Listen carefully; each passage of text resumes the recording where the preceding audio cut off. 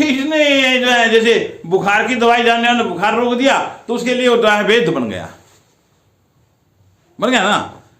किसी भी रोग से पीड़ित है उसको उसकी औषधि मिल गई तो उसके लिए वो भगवान हो गया। क्यों? कि उसने उसको समझा जाना और उसको औषधि दे दिया। ऐसे ही आप उन वेद के दिए हुए सिद्धांत और जो है हमको बताया है, चेतावनी दी है, सावधान किया है, तो हम उसको मान लेते हैं, तो हम जीवन जीने की कला को जानने में तत्पर हो जाते हैं। जिंदगी को पूछने के लिए हम अपने आप में जागृत हो जाते हैं कि जिंदगी तो मुझे ये तो बता, मुझे क्या करना है, मेरा कर्तव्य क्या है? क्या यही मेरा कर्तव्य है कि मैं पैसे इकट्ठे कर लूँ? क्या यही मेरा कर्तव्य है कि मैं बहुत वैभवशाली बन जाऊँ? क्या मेरा यही कर्तव्य है कि मेरा बहुत दुनिया के लोगों के नाजीफा पर मेरा नाम हो? क्या मेरा यही कर्तव्य है कि मैं बहुत बड़ा योगी बन जाऊं? क्या मेरा यही कर्तव्य है कि मैं बड़ा उद्योगपति बन जाऊं? ये जानने के लिए अरबों वर्षों में हमने कभी ये सोचा है? नहीं सोचा, नहीं सोचते भी नहीं है, क्योंकि मृत्यु कटु सत्य है, मृत्यु को आना है। कोई भी ऐसा प्राणी नहीं है जो मृत्यु का ग्रास नहीं होता, क्यों? क्रोमोसोम पावर है, वो एथलेक्स बॉडी को जो है कनेक्टेड कर रखी है, वो डिश आउट होगी, वो जाएगी एक दिन, और पावर जैसे खत्म होगी तो शरीर, प्राण और आत्मा तीनों का संबंध है, और तीनों के संबंध में से जो एक बीच में जो है वो हमारा प्राण वायु का जो संचार है, वो जब वो सिस्टम डैमेज हो जाएगा तो प्राण वायु उसको चला नहीं पाएगी, वो जब चलेगी नहीं चलेगी वो मशीन, तो वो वायु अवरुद्ध हो जाएगी। जैसे अवरुद्ध हो गई और हम शांत हो गए। शांत होने का मतलब आत्मा उसको प्रयास करती है कि इसको हो क्या गया, और शरीर तो जो है उससे कोई भावार्थ नहीं है, शरीर को तो उस आत्मा को प्रेम है, शरीर से आत्मा को प्रेम है।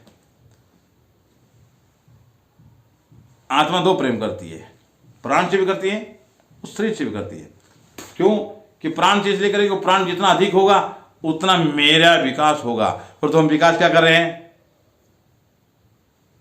उससे विपरीत चले गए।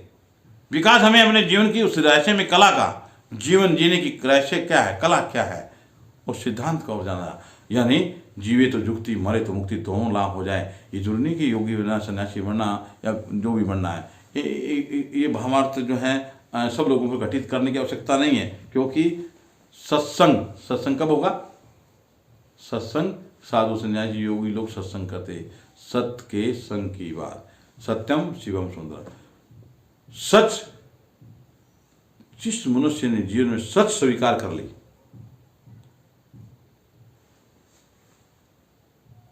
वो वेद के महावाक्य को जान लिया, सर्व खलविदम, सर्व खलविदम। और जो सच पूरी तरह से निष्ठा से सच उसके अंदर पैदा नहीं हुई कि मैं सच के अलावा कुछ भी ना बोलूंगा, ना करूंगा और ना करवाऊंगा, तो वो मनुष्य ईश्वर के तुल्य हो जाता है। वो ईश्वर के तुल्य, भगवान तुल्य। ईश्वर उसको अपनी प्रेरणा देता है कि तुम अपनी सच से हिलना नहीं। जैसे हमारी पृथ्वी पर उदाहरण है, राजा हरिश्चंद्र हुए, सच को नहीं छोड़ा उन्होंने, और सच के कारण उनको जो है अपने अलग ही उनकी पूरी बन गई, हरिश्चंद्रपुरी, जो हम सब लोग आज ग्रंथों में गायन करते हैं। ऐसे ही हमें अच्छे विचारों की ओर जाना सबको, तो अच्छे विचार होंगे, शुद्ध मन होगा, तो जीवन जीने की कला का हमें ज्ञान होगा। जीवन क्या है? जिंदगी में दौड़ना ही कर्तव्य नहीं है, रुकना भी कर्तव्य नहीं है, रुकना भी नहीं, दौड़ना भी नहीं। यानी दौड़ना इतना है कि जिंदगी की संचार परिधि जो है उन्हें आराम से चल जाए, और रुकना उतना है जितना उसको विश्राम और अच्छे विचारों की और सुकून की और अपने सब लोगों के साथ बैठकर, यानी समूह ही प्राणी का सबसे बड़ा सिद्धांत रोका गया है। यानी जितने भी सृष्टि के प्राणी हैं, चिंटी से लेकर हाथी तक, सभी लोग अकेले नहीं जी सकते, समूह में ही रहते हैं, सभी समूह में। कोई जंगल में देख लीजिए आप, और फिर पृथ्वी मनुष्य देख लीजिए, मनुष्य भी अकेला नहीं रह सकता। और जब अकेला रहने का अभ्यास करता है ना, तो उसे एक नई दुनिया का आभास होता है। उसका पता ही नहीं होता कौन है ये, क्या, किस ओर जा रहे हैं हम। उससे हमें अपने तथ्यों के ज्ञान का रहस्य पता चलता है कि ओहो, हमने जिंदगी से जीवन जीने की कला नहीं सीखी। ये जिंदगी तू ये तो बता किधर जा रहे हैं, ये तो नहीं बताया ना, जा रहे हैं अच्छा या बुरा। फिर हम बार विचार करते हैं कि ये धर्म हुआ है या धर्म हुआ है, ये अच्छा हुआ है या बुरा हुआ है। नहीं, हम एक ऐसे तथ्य को पकड़े और ऐसे सिद्धांत को पकड़े जिसका कभी विपरीत शब्द हो ही ना। वो क्या है? आनंद। और आनंद के लिए क्या करना है? स्वच्छ विचार और शुद्ध मन। विचार और मन दोनों एकाग्र हो जाएंगे। जो विचार अपने स्वच्छ हो जाएंगे तो मन अपने आप शुद्ध हो जाएगा। जब मन शुद्ध होगा तो हम अपनी आत्मा जो है अपने पंख फैलाएगी, जैसे पिंजरे का पंछी पंख फैलाता है। इस अस्थि पिंजर रूपी पिंजरे के अंदर हमने आत्मा को यहाँ से लेकर इस पूरे पिंजरे में घेर कर रखा है कि कहीं से निकल ना जाए। हम उसको खुली आज़ादी कभी देने के लिए अच्छे विचारों को प्रकट किया ही नहीं, तो वो खुली आज़ादी कैसे मिले? हम सब लोग डरे हुए हैं, हम सब लोग घबराए हुए हैं, हम सब लोग सहारा लेके जीते हैं। कोई भी इस दुनिया का ऐसा मनुष्य नहीं है जो बिना सहारा जिंदा रह जाए। वो कोई न कोई सहारा लेकर जीवन जीता है। जो कितना बड़ा व्यक्ति हो, उसके पास कोई सहारा अवश्य होता है। बिना सहारा जीवन प्राणी जगत का बड़ा उसको दुखदायी लगता है, जी नहीं सकता।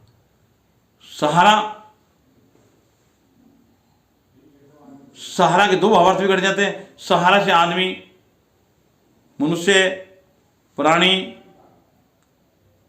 श्रेष्ठ, सब लोग जो हैं उस सहारा से ही एक उपमा पैदा करते हैं। उस सहारा, फिर एक बड़ी अच्छी बात याद आ गई मुझे कि भगवान राम जी और सीता जी एक वृक्ष के नीचे बैठे थे। एक वृक्ष के नीचे बैठे थे तो राम जी सीता जी ने सहारा किसका लिया? वृक्ष का। और वृक्ष के ऊपर एक लता है, लता ने भी सहारा ले रखा है। लता पे सुंदर फूल खिले हुए और वृक्ष की शोभा बढ़ी हुई है। इधर से हनुमान जी आ गए। हनुमान जी आए तो हनुमान जी से प्रश्न करते हैं राम कि हनुमान जी ये बताओ, ये वृक्ष सुंदर है या ये लता सुंदर है? दोनों में कौन सुंदर है बताओ? बड़ी विचारनीय बात है, विचारनी होगी ना। अब हमें वैसे बढ़ना तो बहुत सुंदर बात है, राम की शिक्षा है। हनुमान जी कहते हैं प्रभु ये तो बड़ी सौभाग्य की बात है कि लता, वृक्ष के सहारा के बिना लता शोभित नहीं हो सकती, और लता के मधुर, सुगंधित और सुंदर पुष्पों के बिना इस वृक्ष की शोभा नहीं हो सकती। इसलिए एक दूसरे के पूरक है। जैसे आप श्रीपति और मां लक्ष्मी, सीता, राम। अब देखिए जितने भी ग्रंथ में राधा कृष्ण, सीता, राम, पहले क्यों लाए मां का नाम? मां का नाम पहले क्यों लाए? ये लोग वो वहां स्पष्ट हो गया क्यों रे प्रभु, ये तो एक दूसरे के पूरक है। लता के सहारा से शोभा वृक्ष की, और वृक्ष के सहारे से शोभा लता की। तो ये संसार, इस प्रकार से संसार को जो है एक समानांतर ध्रुव पर शिथिल देखने के लिए चाहते हैं, उसको शिथिल रखना है, उसको अच्छा बदलना। जो अरबों वर्षों से चला आ रहा उसको नया बदलना है। उसका नाम क्या है? स्वच्छ विचार, शुद्ध मन। कि हम हटकर एक प्रेम की पराकाष्ठा को प्रकट करें, हम अपने अंदर जगाएं। किसको? उस प्रेम को, अच्छे विचारों के प्रेम को, स्वच्छ मन के प्रेम को, शुद्ध विचारों के प्रेम को, स्वच्छ मन के प्रेम को, शुद्ध मन के प्रेम को, उसको जगाए हम। और जब जागेगा हम तो दुनिया जागेगी। मैं बदलूंगा, युग बदलेगा। मैं बदलना, हम हर व्यक्ति अपने आप में सोचे कि मैं बदलूंगा, तो युग बदलने टाइम नहीं लगेगा, युग बदल जाएगा। अगर मैं बदलता हूं, ऐसे हर एक व्यक्ति सोचना शुरू कर दे कि मैं बदलूंगा, तो युग बदलेगा। और एक युग ऐसा बदलेगा, ईश्वर जिस भावार्थ के लिए सृष्टि को उत्पन्न किया, वो भावार्थ उस दिन सिद्ध हो जाएगा ईश्वर का। अब तक ईश्वर का वो भाव सिद्ध नहीं हुआ है, क्योंकि बार बार ईश्वर को अवतार भी लेने पड़े हैं, बार बार पृथ्वी पर विध्वंस भी हुआ है, बार बार जो है संघर्ष हुआ है। वो जहाँ जिस चीज़ को उस मनुष्य के अंदर जो छुपा हुआ एक बहुत बड़ा ज्ञान है, वो ज्ञान जागृत करने में असमर्थ है मात्र कुछ ही लोग रहे, कुछ ही लोगों ने उस प्राप्त किया, तो वो वहीं शिथिल हो गए, क्योंकि उनकी किसी ने सुनी नहीं। इसलिए वो अरबों वर्षों से जो चले आ रहे हैं हमारे ऋषि मुनि कम पड़ गए ना, उन्होंने उस ज्ञान को जाना। अरे तुम प्रेम करो, अरे मनुष्य तुम कितने सुंदर हो, कितने अच्छे हो, तुम तो भगवान के, ईश्वर के, भगवान के प्रतीक हो, प्रतिबिंब हो।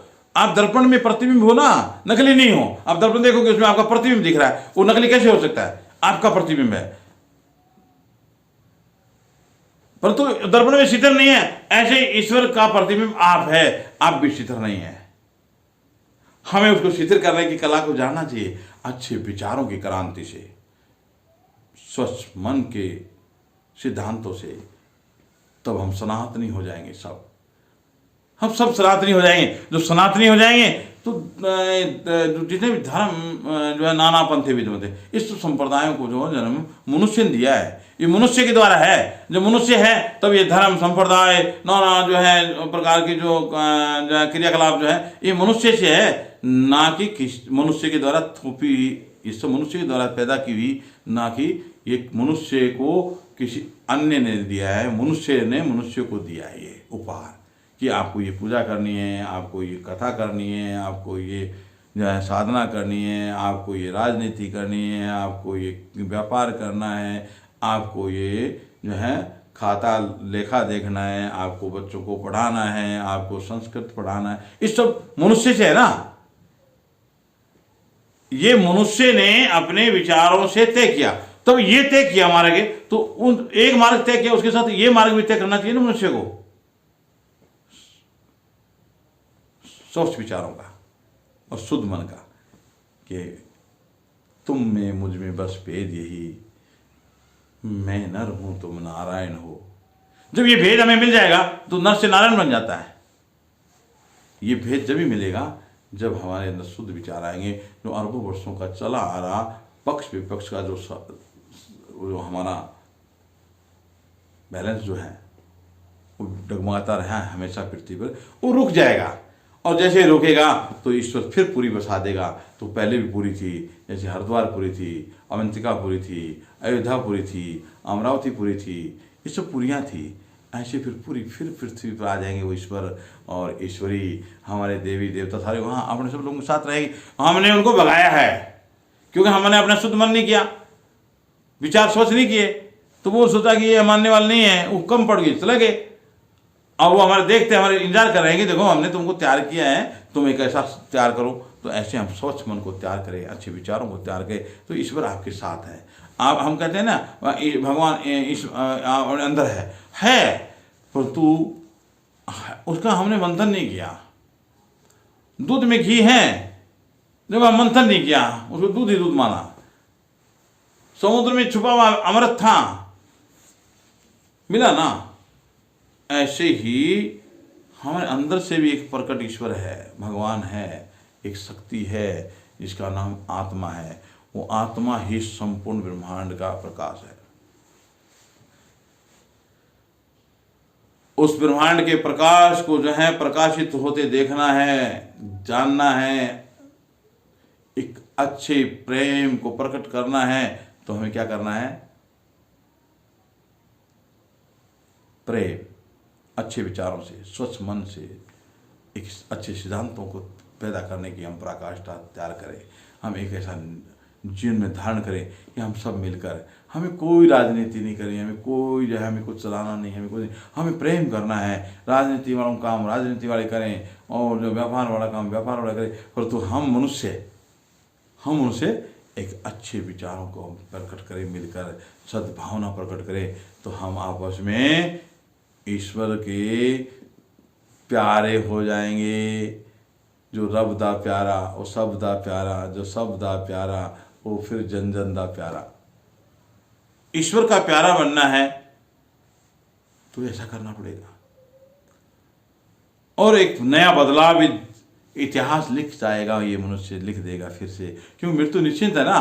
फिर लिख देगा कि हमारे उस काल में, इस शताब्दी से शताब्दी तक हम सब पृथ्वी पर रहने वाले मनुष्य प्रेम, सद्भावना, स्वच्छ विचार, शुद्ध मन और मिलजुल कर एक सामंजस्य से मानव जगत की सिद्धांतों की उस क्रिया में जिए हैं। इसलिए हम जो है कभी लड़ते नहीं हैं, कभी झगड़ते नहीं हैं, कभी हम छोटा बड़ा नहीं समझे, कभी किसी से ईर्षा नहीं करते हैं, न किसी का छीना झपटी करते हैं। सबको जो है बांट कर हम संतान पर चले जाए तो कोई भी मनुष्य भूखा नहीं सोएगा। पता है, मुझे पता है, आपको भी पता है कि साथ में हमारे कपड़े उतार लेंगे, सबको पता है ना। फिर क्यों कर रहे हैं, किस लिए कर रहे हैं? इसी का नाम जिंदगी है, यही जीवन है। क्या इसी को जीवन मान लिया सब मनुष्य ने? ये जीवन मानना ही सबसे बड़ी जो है हमारी भूल है। इस भूल को हम कैसे रोकेंगे? क्योंकि इस भूल की आंधी चल गई, और उस आंधी में जो इस पृथ्वी का भविष्य जो होता है, इस पृथ्वी का भविष्य जो है वो इस आंधी के तूफान में बह गया है। उस बहके हुए मनुष्य को रोकने के लिए क्या उपाय है? इस पूरी पृथ्वी के अंदर ये आंधी तूफान जो चल रहा है ना, वो प्रकृति संकेत दे रही है कि मैं क्या करूं। तुम्हारे अंदर एक तूफान जो है, तुम्हारे अंदर एक परमाणु विस्फोट हो रहा है रोज। मनुष्य हे जाग, बस तूने तो अपने अंदर अच्छा नहीं, हलचल हो रही है। जैसे समुद्र में ज्वार भाटा आई है, ऐसे तेरे अंदर भी ज्वार भाटा चल रही है। उसको रोक देगा वही तो लीडर होगा, वही तो महापुरुष होगा। उसको रोकने के लिए मैं समस्त पृथ्वी पर निवास करने वाले मेरे सभी बड़े भाई बंधु, छोटे भाई बहन, माता पिता, यानी ये हमारा एक सृष्टि के कर्तव्य का अनुशासन में जुड़ा हुआ एक प्रतीक है कि ये मेरा भाई, ये मेरा बहन है, ये मेरा चाचा है, ताऊ, ये हमारा सृष्टि की नियम में आता, व्यवहारिकता में। उसके नाते मैं आप सबको, वैसे मैं आप सबको, सब आप में नारायण है, सब नारायण स्वरूप है। अगर आप नारायण स्वरूप हैं तो आप उस नारायण की भावना में डूब के देखिए, आप जीवित जुक्ति और मरे तो मुक्ति उसको अपनाने के लिए अपने आप को बदलिए।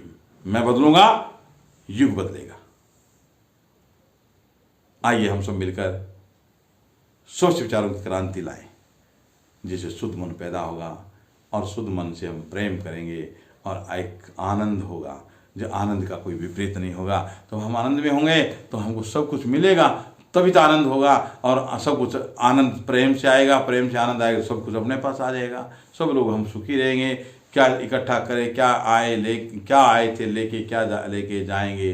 खाली हाथ आए थे, खाली हाथ जाएंगे, सब संसार जानता है। मेरे बताने की जरूरत नहीं, सब हर मनुष्य को पता है कि जाते समय शरीर पे धागा नहीं छोड़ने वाले। और वो इतना सस्ता कपड़ा लाते हैं कफन का, अरे हमारी वैल्यू ये है। और हम कहते हैं कि सब मेरा है। कैसे हमारा, मेरा कैसे हो सकता है? आप कहते हैं मेरा है, आपका कैसे हो सकता है? आपको जन्म देने वाला कोई और, आप कहते हैं मेरा है, आपको जन्म किसी और ने दिया। आप पढ़ाई लिखाई और ये जो है शिक्षा कहीं और से लिया, अपने आप से पैदा हुई तुम्हारे, किसी और से लिया। अब फिर चलिए, आप जब इस संसार को छोड़ के जाएंगे तो आपको उठा के ले जाने वाले कोई और है, तो आपका है क्या? आप जानते नहीं हैं, और जानते हैं तो फिर मेरा, तेरी मेरी छोड़ दे, क्यों करता तेरी मेरी है, कोई चीज न तेरी है। हरिओम तत्सत, हरिओम तत्सत, हरिओम तत्सत।